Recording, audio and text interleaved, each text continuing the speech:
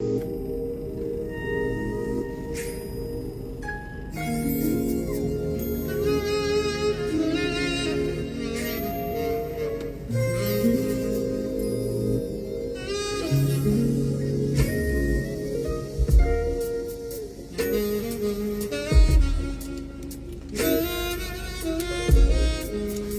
good morning, and good morning to all of you. How are you on this great, lovely day? This is another opportunity for us to come together and discuss more of this thing, man, that we call the realness in Monday Mental Real Estate. We are back once again with yours truly, Professor Dr. Michael Freeland. Listen, though, it's been a good one, y'all. It's been a great run, and we're continuing to make this thing happen.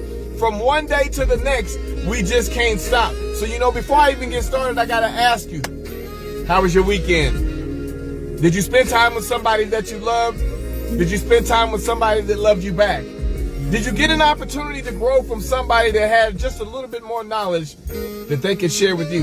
There's something special about you every single day that just makes the light shine just a little bit different. So today is no different as we continue to talk about some of these things that we know and love, and we continue to grow. So before I even get started, once again, let me just say, it's yours truly for Monday Mental Real Estate, Professor Dr. Michael Freeland, and I'm here to talk to you about your Monday Mental Real Estate. And today we're talking about the positive and negative contributors to your mindset. And what does that mean for you?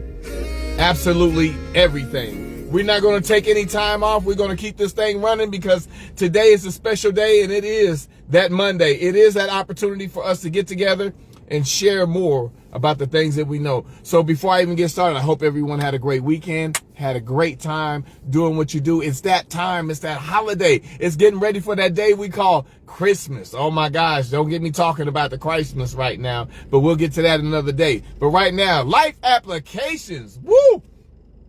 Y'all ready? Strap in. Life applications. I can remember the time when I was younger. Not just younger, even to this day. Now, here's the thing. Anybody that has ever learned how to drive, just imagine what it was like when you got your first car. Just imagine what it was like when you got a chance to just get out on the open road and just drive. The freedom that you feel when you're just behind the wheel to just go wherever you want to go, do what you want to do. But let me give it to you straight, because there was a time when I was in my car, and I'm going to give it to you transparently. I'm in my car and I'm riding, you know what? And one of the worst things that I ever learned about happening when you were owned a car, when you're driving a car, one of the worst things that could ever happen is to get a flat tire. Now check this out, guys. I'm riding around, I'm in my car, and I'm having a great time, right? So as I'm having a great time, I notice something. As I get home, I go in the house to go do a few things, and I come back out, and I look down, and my tire is low. I'm like, okay, really?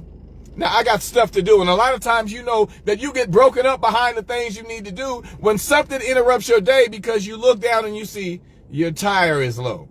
And you got to do what? You got to go back over here, and you got to find over here and get a pump before that tire gets on the ground, because you got to put some air in there, and you got to get that tire pressure up, right?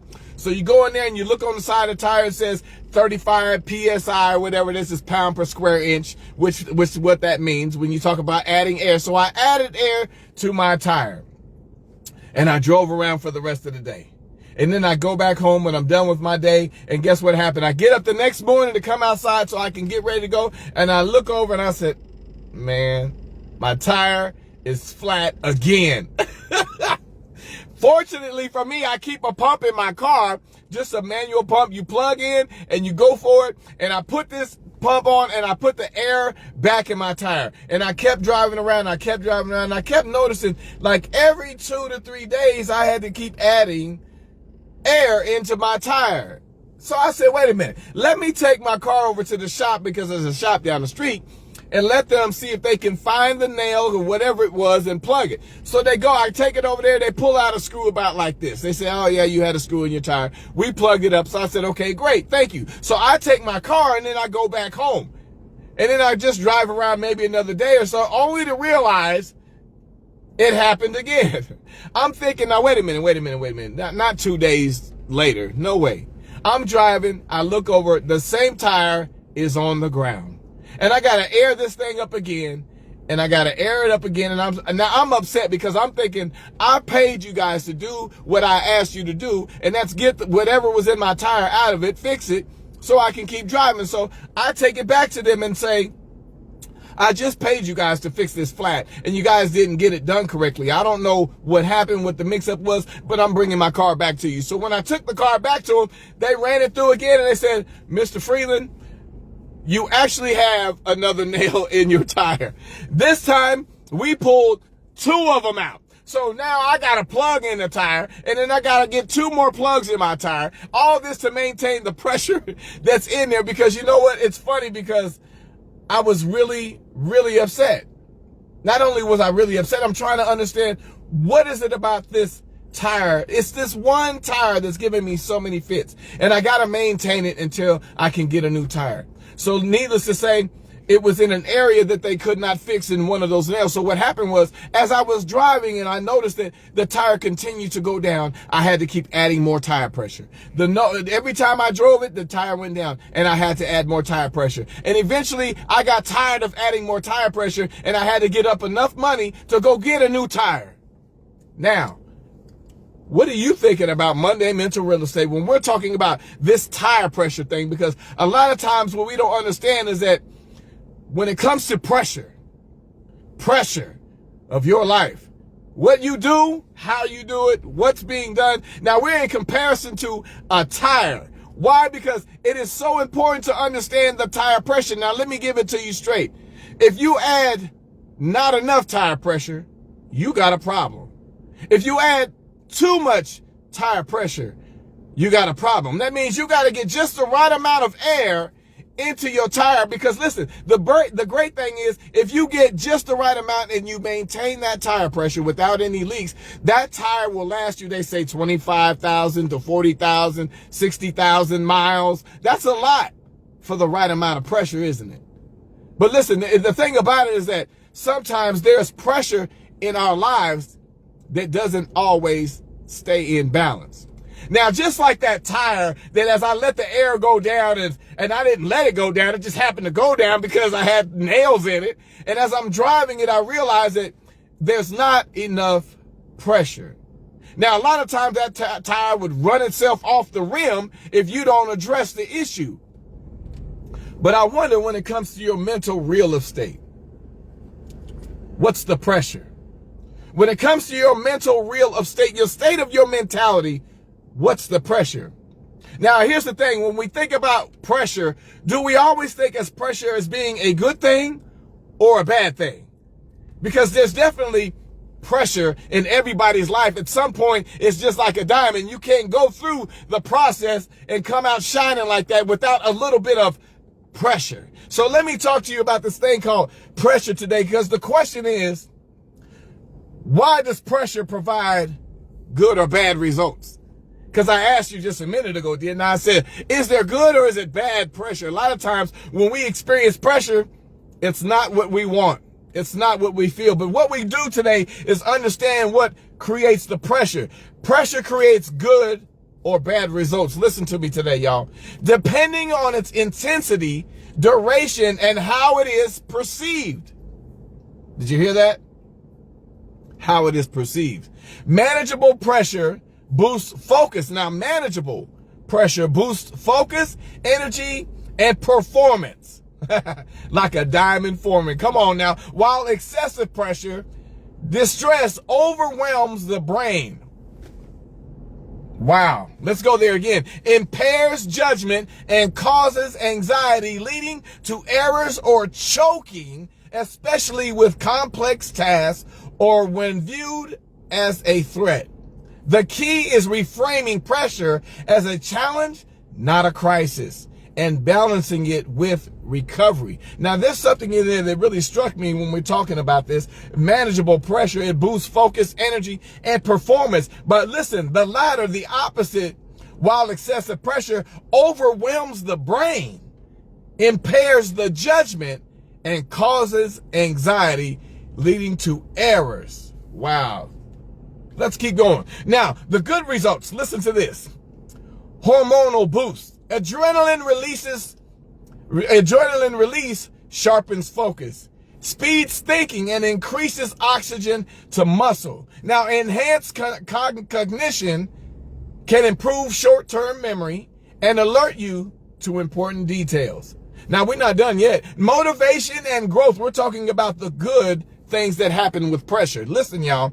Motivation and growth drives you to achieve goals, learn new skills, and build resilience. Now, hyper-awareness creates a burst of energy and heightened focus for critical moments. Now, these are some good things when it comes to pressure. But listen, now here we go. The bad results. Cognitive discipline. Listen to this because this is good stuff for your mentality, y'all. Oxygen to the brain decreases with cognitive discipline, hindering clear thinking and decision making. I can remember talking to my kids once and I'm telling them to do something and they act like they can't hear me, but they're right in front of me. Have you ever dealt with your children on a level where you have something to say to them and no matter what you say, it seems like they're overthinking and they're not processing what you're saying? Cognitive decline. Now listen, anxiety and overwhelm leads to panic, reduces focus, and poor performance. Listen here, risk aversion, poor choices, makes people overly cautious, less creative, or prone to simplistic thinking. Man, chronic issues. Now, all this is from the bad results of pressure. The chronic issues are prolonged, uncontrollable pressure, harms well-being and long-term productivity. Wow. From what it looks like, when it comes to the good pressure, it can be really good, but when it comes to the bad pressure, it may be really bad. But here it is. The declining factors. Listen to this. How you know that there's a declining factor. Perception. Viewing pressure as a manageable challenge versus an uncontrollable crisis. Let me say that one again. The perception is viewing pressure as a manageable challenge, positive contribution, versus a uncontrollable crisis, the negative contributor to your mindset. Listen, y'all, intensity and duration. Short, intense pressure can be good. Prolonged, overwhelming pressure is bad. I'm coming there. Just stay with me. Task complexity. Pressure hurts performance more on complex tasks. Now, control. Pressure feels worse when imposes versus chosen. Well, listen to me say that again. Pressure feels worse when imposed versus chosen. If it's put on you, it feels worse than when you choose the pressure. Isn't that something? Let's go there one more time. How to get good results. This is where we are. How do you get good results from the pressure that you experience? Reframe. See it as a challenge or opportunity and not a threat. Did you hear what I said? See it as a challenge or opportunity and not a threat. Not a threat, y'all. Now, this is pressure we talk about. Now, focus. Concentrate on the task, not the outcome. Concentrate on the task and not the outcome. How many times have we done the opposite? How many times have we flipped that we looked at the outcome because of the task, but you didn't focus on the task because you was thinking about the outcome. But focus on the task and not the outcome. Now listen, control. One more, control. Focus on what you can control. Doesn't that sound easy? Doesn't that sound simple? Focus on the control. Now, why does it say focus on what you can control? Because obviously you can't control what's not within your control. You see other people doing things and you get so frustrated because you see them doing, oh my God, I can tell you so many situations I've been in where you see somebody else doing something and it bothers you. Almost to a point that you want to say something, but you can't control it. So the good thing is to focus on what you can control. And then lastly, practice. Rehearse under pressure to build familiarity. Rehearse under pressure to build familiarity. Now listen, we're talking about the pressures that are good and bad. There are pressures in life that we don't always want to see, that we don't always expect, and that when it comes to pressure, frankly, we would just rather turn around and go the other direction. Because nobody said that pressure was going to be a fun thing. Nobody said that you were going to love it. Nobody said, but I'm giving you examples because I'm telling you, with the natural life that we live, we see pressure in a direction that's going to only put us in the motion that's not going to feel good, because we don't identify pressure until we feel pressure. Because when it's something like a deadline, I need you to get this done by 5 p.m. today, and you realize that you got 3 days worth of work, and you sitting there looking at that paper and looking at all that work they got, that's pressure. When you talk about those kids and you talk about, y'all better get up and get yourselves ready for school. We leaving here in 10 minutes. And them kids can't get dressed, get them teeth brushed, and get that hair comb, get their shoes on and get their coat and get out the door. That's pressure. When you talk about those opportunities that sit right there in front of you, and you're waiting for that job interview, and you know that you got 3 people ahead of you, and they may say everything that you don't, and before you know it, they may not even give you an interview because they found who they wanted instead of even giving you the opportunity. That's pressure. But when we sit back and we look at this, let me tell you something. When it comes back to the spiritual concept of things, if the Bible tells you, listen, cast all your cares upon the Lord because he cares for you. Cast all of your cares. Listen, that's funny how when we look at the pressure that we express in our own lives, that we only look at certain things we can pick out. We're going to give, okay, listen, God, I'm going to give you this here because this is really driving me crazy. God, I'm going to give you this here because if you can't do something with these kids, I'm going to kill them. I'm going to give you this right here because if you don't deal with these people on my job, I'm going to quit. I'm going to give you this right here because my car ain't acting right. Now, listen, pressure.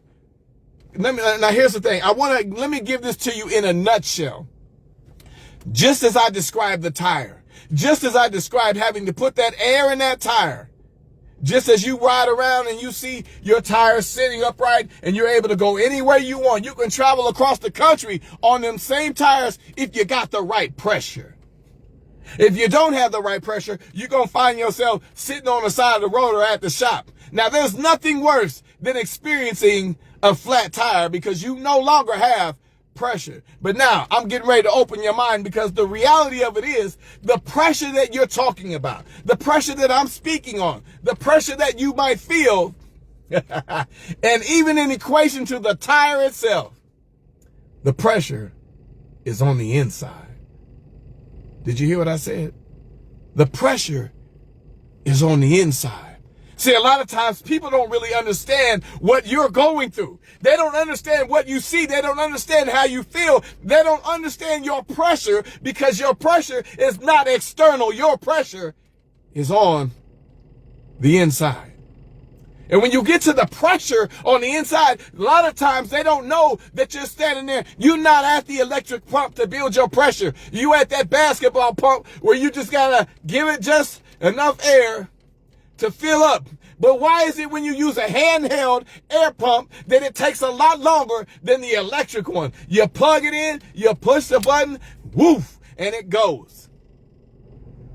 Because when we're talking about pressure of your life, a lot of times we don't understand we're trying to add pressure to something that's got a nail in it. We're adding pressure to something that's got a slow leak. We're adding pressure to things that it's hard to get it off the ground once it finally falls flat. We're adding pressure to that tire because it broke the bead. And guess what? No matter how much air you put in that tire, no matter how long or how slow or how fast you put that air in that tire, if the bead is broken, if the seal is not contained, you will not get any pressure. Now, the tire is just an illustration. But when he says, cast all your cares upon me, what do you think he's speaking about? The fact that you want a new car? A new house? When he said cast all, he didn't say, listen, come on, man. Y'all, we looking at this through a magnifying glass like we burning ants. Come on, man. Listen to me. When he said cast all your cares upon me because I care for you. Give it to me. Don't hold back. Let it go.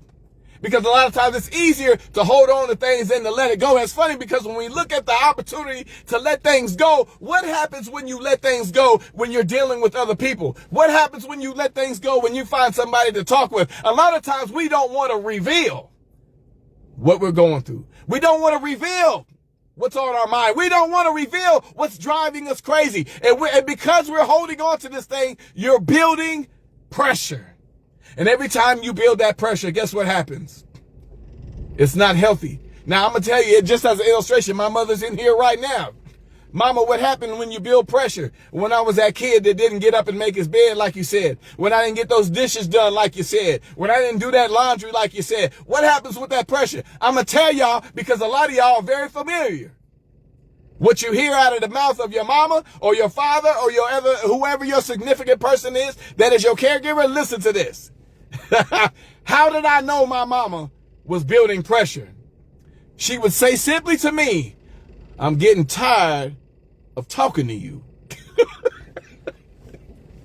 Did y'all hear what I said? I would talk to my mom and my mom would give me something that helped me understand that at some point, the invisible part of pressure is that it does have a switch. The pressure does have a switch. And if you flip that pressure switch, you are going to be in some serious, serious trouble. Now, I'm talking to you about my mom when she would tell me I'm getting tired of talking. Because if you can imagine, you already know what's coming next. If there's no heeding to the words that's coming out of her mouth, are you listening to the words that are coming out of my mouth? If you do not heed those words that are coming out of the mouth, you're going to realize there's a consequence for your action.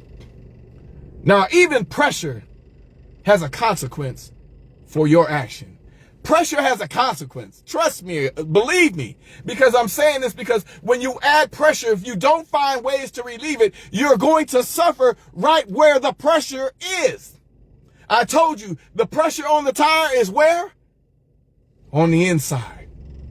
And if you don't find ways to relieve your pressure, it's going to build up. But what does pressure do when it stays on the inside and you keep adding pressure and you keep adding pressure? What happens when you keep adding pressure?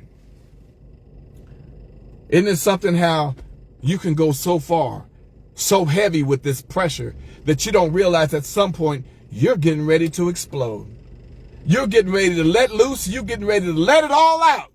Now, why is that? That's funny because a controlled mind can understand. But a confused mind under pressure knows no bounds. It knows no bounds. When you're under pressure, let me tell you, it'll put you in a position to do something or say something you would not otherwise say. That's how you know you are under some serious pressure. But how do you relieve your pressure? Because I can give you strategies. I can give you all of these tools and these directions. Try this, try this, try this. But ultimately, it said straight up in the good book, cast all your cares upon me. All of them. Let me say that again. All of them. Cast all of them upon him. Why did he say that? Because I care for you.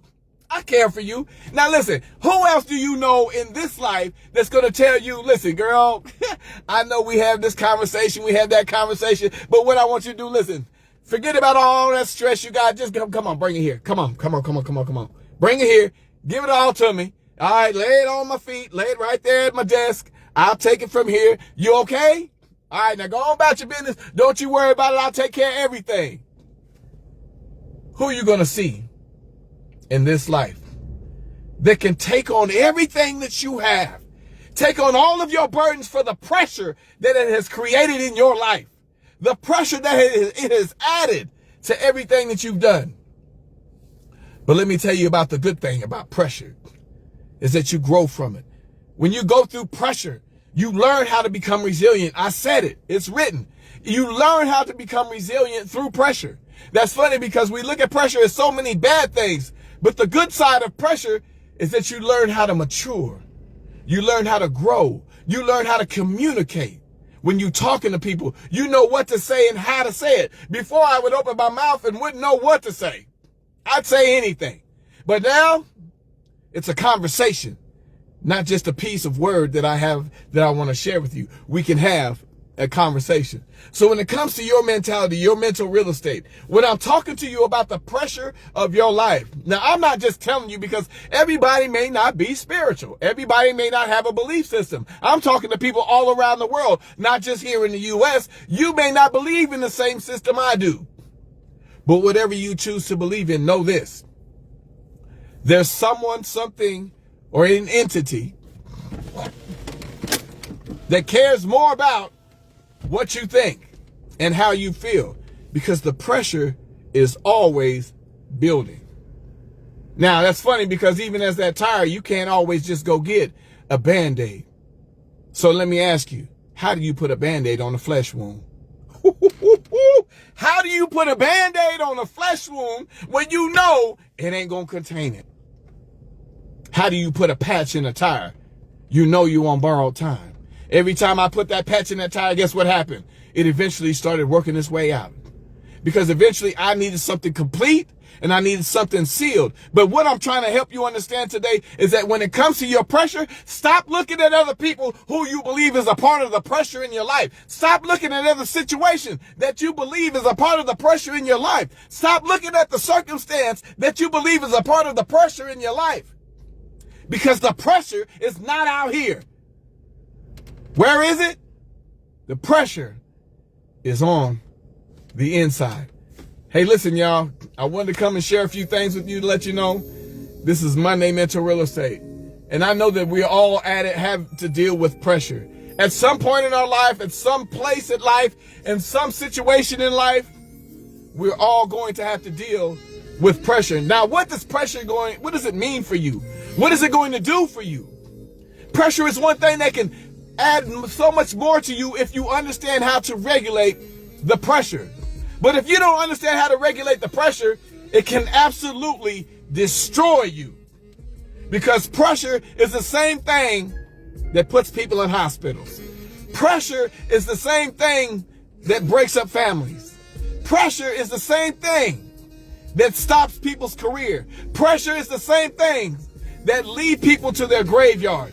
But if pressure is managed in a way that you can manage yourself, pressure is also an added level to the international person that you are, to the human being God created you to be, to add value to the lives of others, not just your kids, not just your family, but to add something to someone else. Why? Because they know that you've been through the pressure. And when you go through pressure, what did they say makes the diamond? Bring it together, y'all.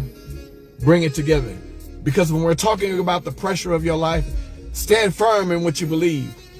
Hold on to the hand that has held on to you all these years. Say that again, Dr. Freeland. Hold on to the hand that has held on to you all these years. Hold on to the hand that has held on to you for all these years. And remember that even though you may feel like you're walking by yourself, the pressure that sits on your shoulders, I'm beating my car right now. The pressure that sits on your shoulders is the same pressure that is easy to relieve. All you got to do is say, take it, Lord. Take it, God.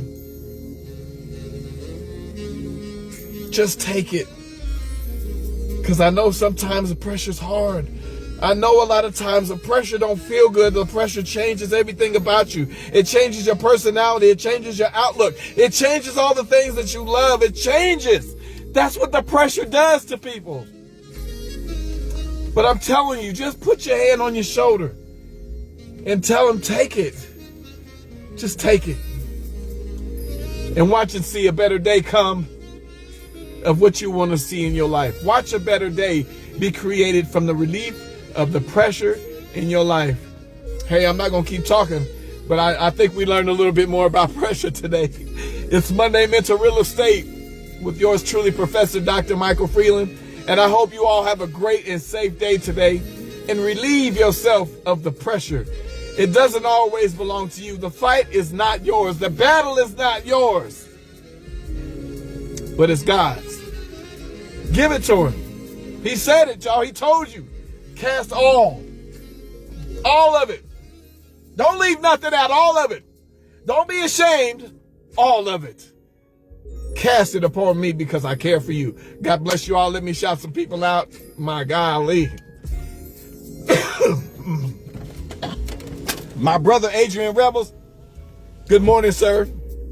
Thank you for taking time to tune into Monday Mental Real Estate. The great Mr. William Hopper. Man, I hope you're enjoying your retirement. God bless you, sir. You have made my day by seeing you in the place. Thank you, my good friend. Man, God bless you. This is a true man of God, a true man of God, a family man and a true man of God. God bless you, William Hopper. Thank you once again for being a part of this. Deb Zolikoff, mother, how are you? I see you. Thank you so much for tuning in, staying in tune with Dr. Michael Freeland as we continue to move forward. Monday Mental Real Estate is for everyone. We're going across the world with this thing, and I cannot stop. Ebony Saunders, good morning. Great morning to you, assistant. I see you doing all the great work. I see you continuing to be great as always. Ambassador Jesse, how are you? I see you. Good morning to you, madam. My assistant all the way in Kenya, doing big things for mental real estate, keeping us moving forward as we continue to do things around the world to help enrich the lives of others. Jetta Thompson, God bless you. Good morning to you. I appreciate you. Ronnie Tisdale, good morning, my dear. I appreciate you. Thanks for tuning in. Always a good time when I get a chance to spend this time with you. Felicia McGlory, thank you so much for tuning in. Very special times right now for all of those here and involved. I appreciate y'all. Man, let me tell you, we're all doing this thing together, y'all. This ain't just me. It's Monday Mental Real Estate, but I speak as I'm given. I choose because I'm chosen. I choose because I'm chosen. I choose because I'm chosen. And I know that's all of you just as well. So listen, continue to be great on purpose. Make no apologies for who you are, what you're doing. My brother Antoine Montooth in PA, I see you, big bro. I love you, man. Thanks for doing what you do to keep adding value to everything that I have and all that I am. I'm a great person because of you too as well, bro. Thank you so much, Joanne Trotter. Mother, good morning. How are you? I see you. I hope you enjoyed yourself. And then listen, it's great always catching up with you. You're a great woman of God. God bless you. Thank you so much for choosing to be a part of Monday Mental Real Estate. And last but not least, my life's blood, my mother, I love you. You know how it works. I appreciate you and all that you do. Everything that you brought me, every lesson that I went through, all those times that you told me, I'm getting tired of talking. Let me have to tell you one more time. That's pressure, mama. And I guess what? I come through the pressure and I'm much better now. It didn't kill me. It didn't destroy me. It made me better every single day. So God bless you, mama. And thank you for tuning in. Robert Lyons, my great man. How you doing? Good to see you. Corey Fox, family. What's going on, man? Listen. If you missed the whole thing, please go back and rewind and watch this thing, y'all. It's going to be powerful, and I believe it's going to help a lot of people when we're talking about the pressure of life. God bless you all. Take care of yourselves, and we'll get a chance to talk again soon, all right? Have a great Monday, and I won't talk to you again until after Christmas. So have a safe Christmas. Enjoy love of your family. Enjoy the company of people that love you, and pray for those that don't have the families the same way that they were a year ago. Pray for those that have somebody that's going to be missing this year at Christmas. Pray for those that need somebody's encouragement because they can't do it all by themselves. But under circumstances and situations, they may have been forced to. So make sure that you say a special prayer for all of those during the holiday seasons, because everybody's not going to smile. Everybody's not going to laugh. Some people are going to cry and some people are going to hurt. So please, please pray for those in need, because you never know who needs your prayer. God bless you all. Have yourself a safe one. We'll talk again soon. Yours truly, Professor Dr. Michael Freeland on Monday Mental Real Estate. Another Monday. We did it again. God bless you all. We'll talk again soon. Take care, guys. Bye-bye. I love this stuff, y'all. You got to know it.